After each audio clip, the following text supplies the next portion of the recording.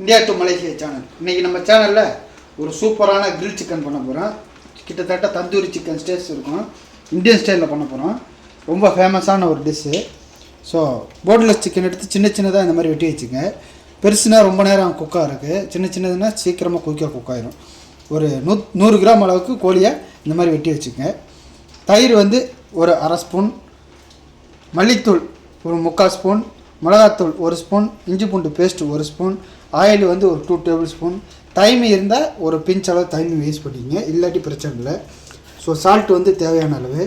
So இதில் வந்து பார்த்திங்கன்னா ஒயிஸ்டர் சாஸ் இருந்துச்சுன்னா ஒரு 1/4 டேபிள் ஸ்பூன் இருந்தால் யூஸ் பண்ணிக்கங்க, இல்லாட்டி வேண்டாம். ஸோ இதுதான் இன்க்ரீடியன்ஸ், மெயின் இன்க்ரீடியன்ஸு. ஸோ முதல்ல சால்ட்டு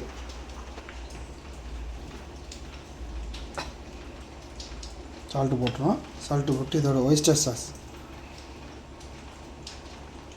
ஓகே போட்டுருவோம். தைமி இருந்தால் தைமி.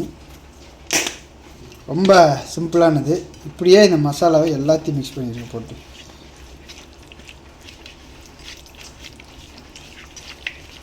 தயிர் தான் முக்கியமானது இதுக்கு, அப்போ தான் நல்ல டேஸ்ட்டு கொடுக்கும்.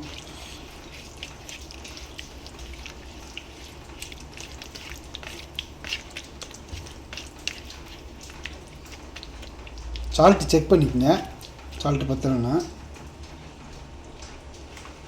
சால்ட்டு கொஞ்சம் பத்தலை, ஸோ நம்ம கொஞ்சம் ஆட் பண்ணிக்கலாம். நல்லா மிக்ஸ் பண்ணிடுங்க. இது மிக்ஸ் பண்ணாலே நல்ல ஒரு மனம் வரும்.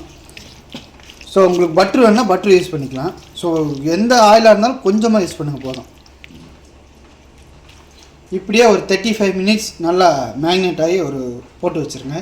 நீங்கள் வந்து ரொம்ப நாள் வச்சு சாப்பிட்றீங்க, உங்கள் 1 வீக் அப்படின்றவங்க இருந்தீங்கன்னா ஒரு கண்டெய்னர் எடுத்து இந்த மாதிரி நல்லா மேக்னேட் பண்ணி வச்சு எடுத்து அப்படின்னு இன்னும் நல்லா ருசியாக இருக்கும். மினிமம் 2-3 டேஸ்லேயே சாப்பிட்டு முடிச்சு. ஸோ முதல்ல ஒரு பேனில் லைட்டாக எண்ணெய் விடுவோம்.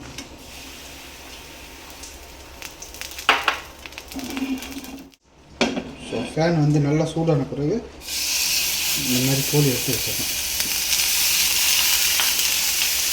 ஃபேன் நல்லா சூடான பிறகு இந்த மாதிரி கோழி எடுத்து வச்சுக்கோங்க.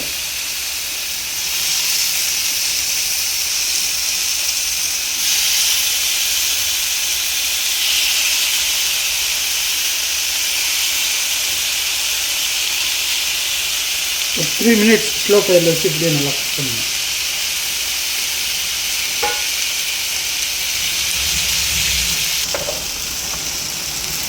இப்போ வந்து லைட்டாக எண்ணெய் விடுங்க. பட்ரு இருந்துச்சுன்னா பட்ரு விடுங்க, நெய் இருந்தால் நெய்யும் விடலாம். இந்த கோழியை திருப்பி வைங்க.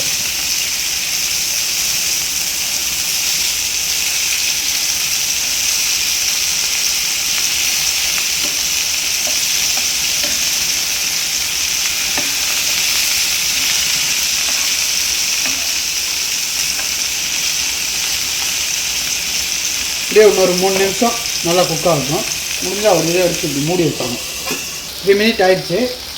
ஸோ எடுத்து பார்த்தீங்கன்னா ஒரு நல்ல மனம் இருக்கும். இப்போ குக் ஆகிடுச்சான்னு பார்க்க ஒன்று இப்படி எடுத்து கட் பண்ணுவோம். ஸோ நல்லா குக் ஆகிடுச்சு. நீங்கள் நல்லா மேரினேட் பண்ணி வச்சிங்கன்னா சீக்கிரமாக குக் ஆகிடும்.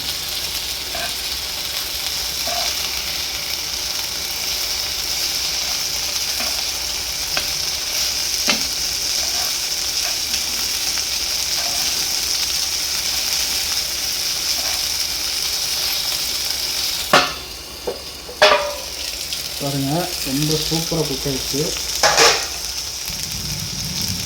லாஸ்ட் மினிட் கொஞ்சம் ஃபயர் நல்லா பெருசாக வச்சு ஒரு மிக்ஸ் பண்ணி எடுத்துக்கலாம்.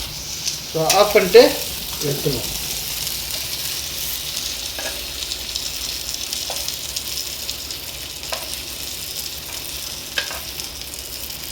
இப்படியே சுட சுட சில்ட்ரன்ஸு வீட்டில் ஏதாவது கேதரிங்கெலாம் சின்ன சின்ன கேதரிங்கெல்லாம் இருந்துச்சுன்னா, ஒரு பார்ட்டி இருந்துச்சுன்னா இந்த மாதிரி செஞ்சு சாப்பிட்டிங்கன்னா ரொம்ப சுவையாக ஒரு நல்ல டைம் பாஸு, என்டர்டைன்மெண்ட்டாக இருக்கும்.